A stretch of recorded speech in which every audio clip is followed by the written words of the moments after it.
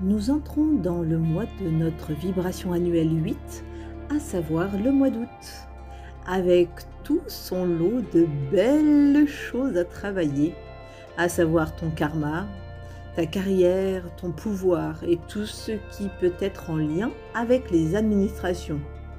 Tu vois d'ailleurs tout ce qui a pu se passer au niveau du gouvernement, je ne m'étalerai pas plus sur le sujet. Comme j'ai pris l'habitude depuis quelques mois, je vais te dévoiler ce que tu seras susceptible de pouvoir travailler durant ce mois, quels en sont ses atouts, ses défis à relever, ses opportunités à saisir.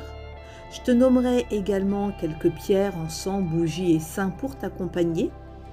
Et enfin, je te donnerai des dates clés à retenir. Alors, je vais commencer par les atouts. La vibration 8 favorise la réussite matérielle, la carrière et l'autorité. Ce mois-ci est idéal pour entreprendre des projets ambitieux et viser des positions de pouvoir. Les affaires financières et les décisions professionnelles prennent une importance accrue. C'est également une période propice pour reprendre ton propre pouvoir, affirmer ton autorité et ne plus laisser les autres abuser de ta gentillesse. Du côté des défis, il faut éviter la rigidité et l'autoritarisme.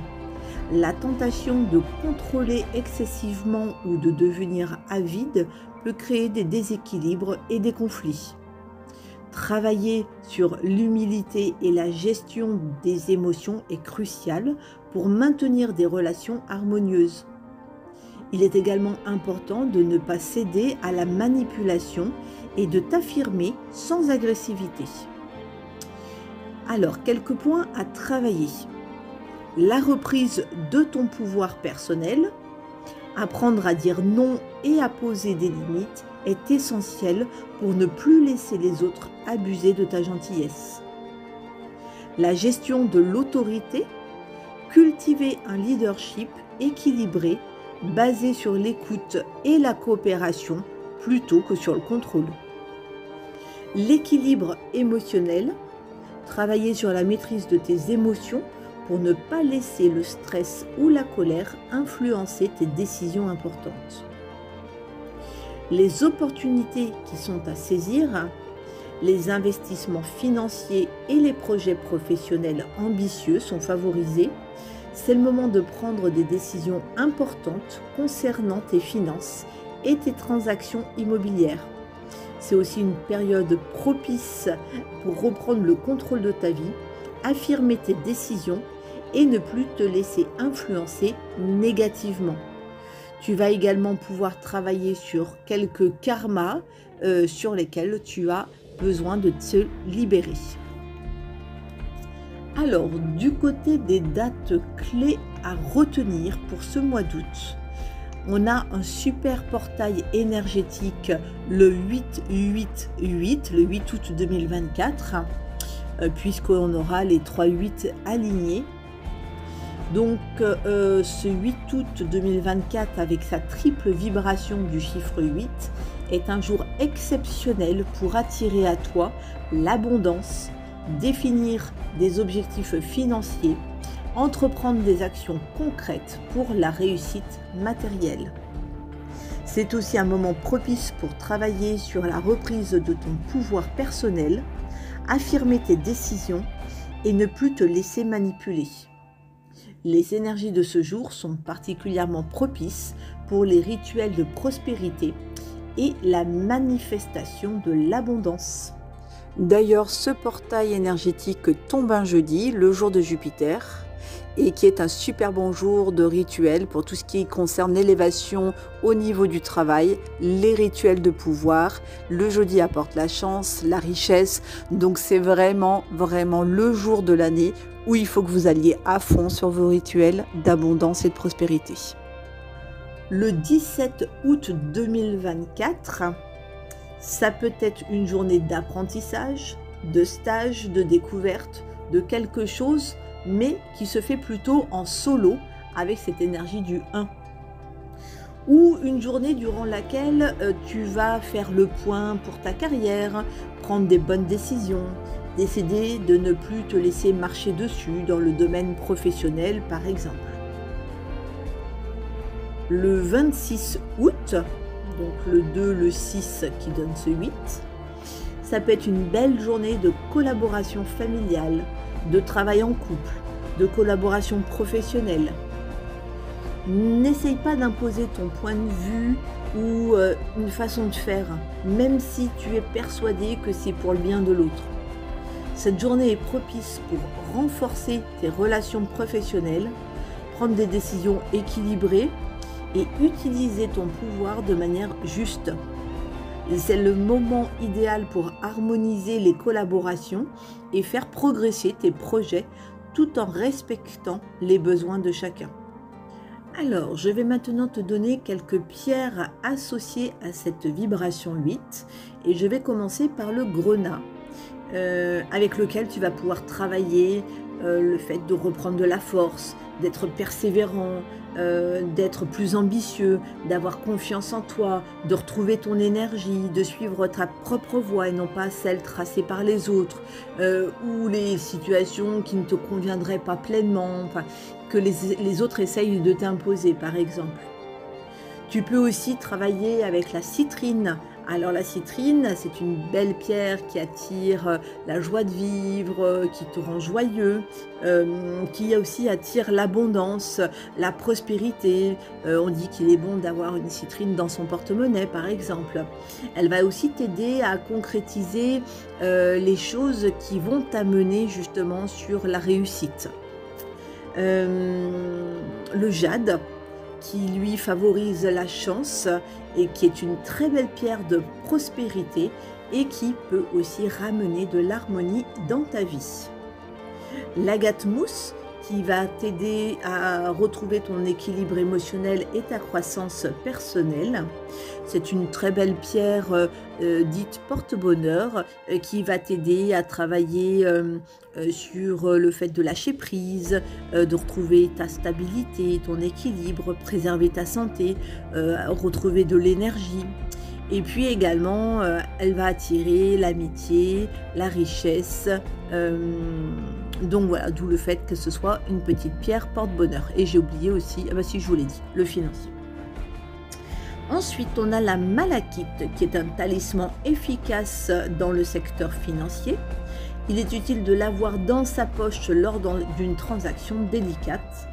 Elle attire la clientèle nécessaire à la réussite. Tu pourras également t'accompagner d'une émeraude qui est idéale au boulot car elle stimule la coopération et le sens du travail en commun. Elle favorise les relations sociales au sein de la famille, du cercle amical ou amoureux, l'amour sans possessivité et le non-jugement. Pour la pyrite, elle va t'aider à mieux utiliser ton potentiel et ta créativité. Elle favorise les échanges harmonieux.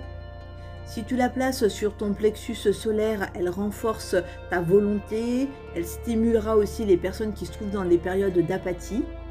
Elle accroît le tonus, la vitalité et elle va aider à surmonter la fatigue.